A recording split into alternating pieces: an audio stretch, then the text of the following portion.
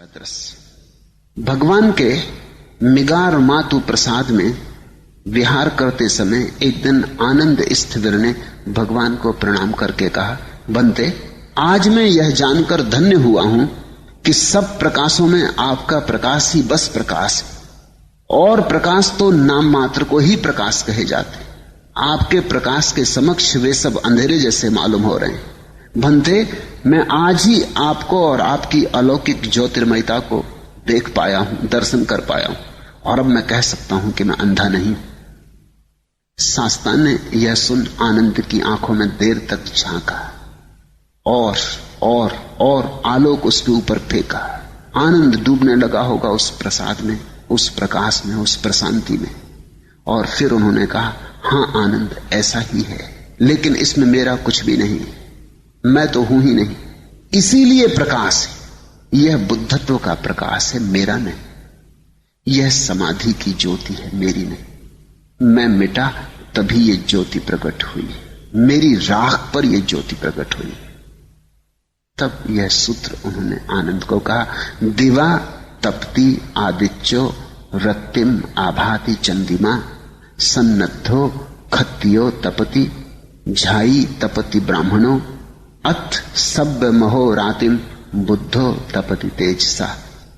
दिन में केवल सूरज तपता है, दिन में केवल सूरज प्रकाश देता, रात में चंद्रमा तपता है, रात में चंद्रमा प्रकाश देता। अलंकृत होने पर राजा तपता है, जब खूब स्वर्ण सिंहासनों पर राजा बैठता है, बहुमूल्य वस्त्रों को पहनकर, हीरे जवाहरातों के आभूषणों, हीरे जवाहरातों का ताज पहनता, तब राजा प्रकाशित होता है। ध्यानी होने पर ब्राह्मण तपता है, और जब ध्यान की पहली झलकें आनी शुरू होती तो एक ज्योति आनी शुरू होती ब्राह्मण से, ध्यानी से। और बुद्ध दिन रात तपते, अकारण तपते, बिन बाती बिन तेल। फर्क समझना, सूरज की सीमा है, दिन में तपता है, चांद की सीमा है, रात तपता है। फिर सूरज एक दिन बुझ जाएगा, और चांद के पास तो अपनी कोई रोशनी नहीं, उधार है, वो सूरज की रोशनी लेकर तपता है। जिस दिन सूरज बुझ जाएगा उसी दिन चांद भी बुझ जाएगा। चांद तो दर्पण जैसा है, वो तो सिर्फ सूरज की रोशनी को प्रतिफलित करता है। सूरज गया तो चांद गया। सूरज की सीमा है, हालांकि सीमा बहुत बड़ी, करोड़ों करोड़ों वर्ष से तप रहा है, लेकिन वैज्ञानिक कहते हैं एक दिन बुझेगा, क्योंकि ये बिन बाती बिन तेल नहीं है। इसका ईंधन समाप्त हो रहा है, रोज रोज समाप्त हो रहा है। बड़ा ईंधन है इसके पास, लेकिन रोज सूरज ठंडा होता जा रहा है, उसकी गर्मी कम होती जा रही, गर्मी फीकती जा रही, खर्च होती जा रही। एक दिन सूरज चुक जाएगा। ये प्रकाश सीमित है। तुम्हारे घर में जला हुआ दिया तो सीमित है ही, क्या है उसकी सीमा? उसका तेल। रात भर जलेगा, तेल चुक जाएगा, बाती भी जल जाएगी, फिर दिया पड़ा रह जाएगा। ऐसे ही सूरज भी जलेगा करोड़ों करोड़ों वर्षों तक, लेकिन उसकी सीमा है। और चांद में तो प्रतिफलन है केवल। अलंकृत होने पर राजा तपता। राजा की जो प्रतिष्ठा होती, प्रकाश होता, वो अपना नहीं होता, उधार होता। देखते तुम, एक आदमी जब गद्दी पे बैठता है तो दिखाई पड़ता सारी दुनिया को, नहीं तो उसका पता ही नहीं चलता किसी को। कोई आदमी मिनिस्टर हो गया तब तुम्हें पता चलता है, अरे आप भी दुनिया में थे। फिर वो एकदम दिखाई पड़ने लगता है, सब अखबारों में दिखाई पड़ने लगता है, प्रथम पृष्ठ पे दिखाई पड़ने लगता है, सब तरफ शोरगुल होने लगता है। फिर एक दिन पद चला गया, फिर वो कहां खो जाता पता ही नहीं चलता। फिर तुम उसे खोजने निकलो तो पता ना चले। ये उधार है, ये प्रतिष्ठा उधार, ये ज्योति अपनी नहीं है, ये अपनी नहीं, ये पद की है। अगर तुम्हें राजा मिल जाए साधारण वस्त्रों में, तुम पहचान ना सकोगे। तभी पहचानोगे जब वो अपने मुकुट को बांध के और अपने सिंहासन पर बैठेगा, तब पहचानोगे, नहीं तो नहीं पहचान सकोगे। राजा में कुछ और होते नहीं, तुम्हारे जैसे ही आदमी है। इस बात को प्रतिष्ठित करने के लिए ही तो इतने हीरे जवाहरातों की जरूरत पड़ती। जब नेपोलियन हार गया और उसके महलों की छानबीन की गई तो बड़ी चकित हुए लोग। उसने जो सिंहासन बनवाया था वो इस ढंग से बनवाया था, उसमें एक यंत्र लगाया हुआ था पीछे कि जब वो सिंहासन पर बैठता तो सिंहासन अपने आप धीरे धीरे ऊपर उठ जाता। चमत्कृत हो जाते थे लोग कि सिंहासन अपने आप ऊपर उठ रहा है। वो ये दिखाने के लिए उसने लगवाया था कि सिंहासन की वजह से मैं प्रतिष्ठित नहीं, मेरी वजह से सिंहासन प्रतिष्ठित।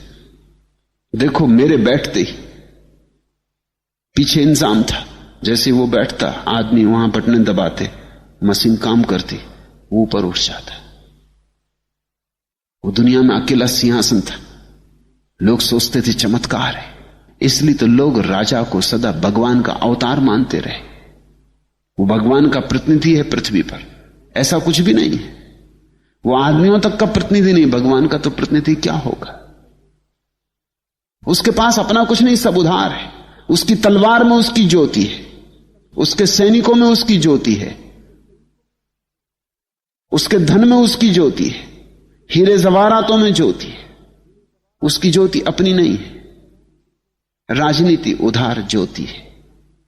इसलिए बुद्ध कहते हैं अलंकृत होने पर राजा तपता है। जब नेपोलियन को बंद कर दिया गया सेंट हेलेना के द्वीप में, तो वो सुबह घूमने निकला अपने डॉक्टर के साथ। पहले ही दिन, अब तो कैदी है, सम्राट नहीं रहा, हार गया सब। एक घास वाली औरत जिस पगडंडी पे वो घूमने गया घास का गट्ठर लिए आ रही। नेपोलियन का साथी जो डॉक्टर है, जो उसके पास रखा गया है उसकी सेवा इत्यादि के लिए, वो चिल्ला के कहता है घसियारिन रास्ता छोड़। उसकी बात सुनता है नेपोलियन और उसे याद आता है कि अब तो मैं एक कैदी हूं। वो हाथ पकड़ लेता डॉक्टर का, पगडंडी से नीचे उतर जाता। डॉक्टर कहता क्यों? वो कहता है वो जमाना गया जब मैं कहता पहाड़ों से कि हट जाओ, मैं आता हूं तो पहाड़ हट जाते। अब घसियारिन भी नहीं हटेगी, हम ही को हट जाना चाहिए। वो दिन गए। नेपोलियन जैसा शक्तिशाली आदमी भी एकदम नपुंसक हो जाता। पद गया कि सब गया, धन गया कि सब गया। तो बुद्ध कहते हैं राजा भी तपता है, लेकिन अलंकृत होने से, ध्यानी होने पर ब्राह्मण तपता है। राजा से बेहतर ब्राह्मण, उसके भीतर की संपदा प्रकट होनी शुरू हुई, ध्यान उमगा। लेकिन ध्यान ऐसा है, कभी होगा कभी चूक जाएगा। ब्राह्मण ध्यानी कभी कभी बिजली जैसे कौंधे, ऐसी दशा है। बिजली कौन जाती, सब तरफ रोशनी हो जाती, फिर बिजली चली गई तो सब तरफ अंधेरा हो जाता है। ध्यान का अर्थ है समाधि की कौंध। और जब ध्यान इतना गहरा हो जाता है कि अब समाधि की तरह निश्चिंत हो गया, ठहर गया, अब जाता नहीं आता नहीं, जब रोशनी स्थिर हो गई, तो बुद्धत्व। बुद्धत्व ब्राह्मण की पराकाष्ठा है। ध्यान है झलक, समाधि है उपलब्धि। ध्यानी होने पर ब्राह्मण तपता है। बुद्ध रात दिन अपने तेज से तपते हैं। और बुद्ध अथ सव्य महोरतिम बुद्धो तपति तेजसा, उन पर कोई सीमा नहीं है। न तो ऐसी सीमा है जैसी चांद तारों पर, न ऐसी सीमा है जैसे अलंकृत राजा पर, न ऐसी सीमा है जैसे ध्यानी ब्राह्मण पर। उनकी सब सीमाएं समाप्त हो गई। वे प्रकाशमय हो गए, वे प्रकाश ही हो गए। वे तो मिट गए हैं, प्रकाश ही रह गया है। यही दिशा होनी चाहिए, यही खोज होनी चाहिए। ऐसी ज्योति तुम्हारे भीतर प्रकट हो जो दिन रात चले, जीवन में जले, मृत्यु में जले, देह में जले, जब देह से मुक्त हो जाओ तो भी चले। और ऐसी ज्योति जो ईंधन पर निर्भर ना हो, किसी तरह के ईंधन पर निर्भर